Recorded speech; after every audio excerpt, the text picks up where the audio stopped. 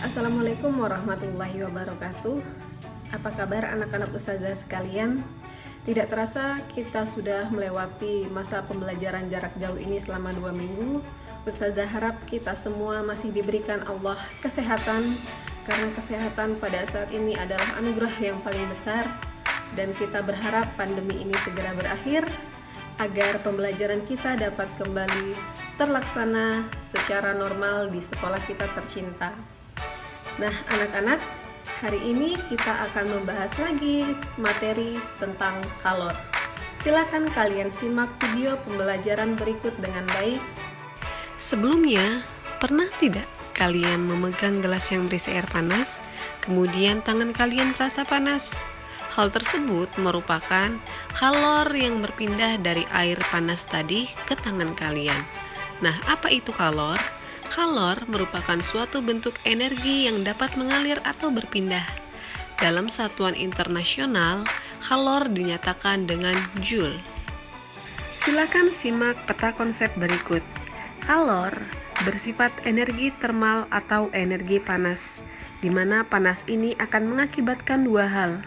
Yang pertama adalah perubahan suhu benda, dan yang kedua adalah perubahan wujud benda. Nah, pada saat terjadi perubahan suhu benda, maka bisa kita cari dengan menggunakan rumus Q sama dengan M kali C kali delta T. Dan pada saat perubahan wujud benda, kita dapat mencari dengan menggunakan rumus Q sama dengan M kali L yang digunakan pada saat perubahan wujud dari padat ke cair atau melebur, dan Q sama dengan M kali U yang digunakan pada saat perubahan wujud benda dari cair ke gas atau menguap. Silakan kalian amati grafik proses perubahan wujud zat cair berikut. Kita dapat mengamati bahwa proses perubahan suhu itu terjadi pada saat Q1, Q3, dan Q5. Dan rumus yang digunakan adalah M kali C kali delta T, di mana grafik ditunjukkan dengan kenaikan atau peningkatan.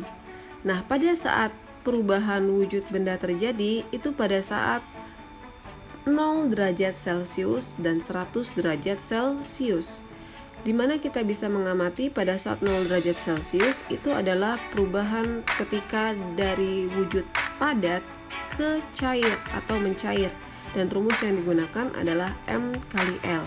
Dan pada saat dia menyentuh 100 derajat Celcius, maka terjadi perubahan dari zat cair ke gas atau menguap. Maka rumus yang digunakan adalah M kali U. Berikut adalah contoh soal yang minggu lalu sudah Ustazah berikan, di mana dari soal ini kita dapat melihat sudah diketahui massa dari air, perubahan suhu, dan juga kalor jenis air tersebut. Dan yang ditanyakan adalah berapakah kalor yang diperlukan untuk memanaskan air tersebut, yang berarti adalah di sini terjadi perubahan suhu benda.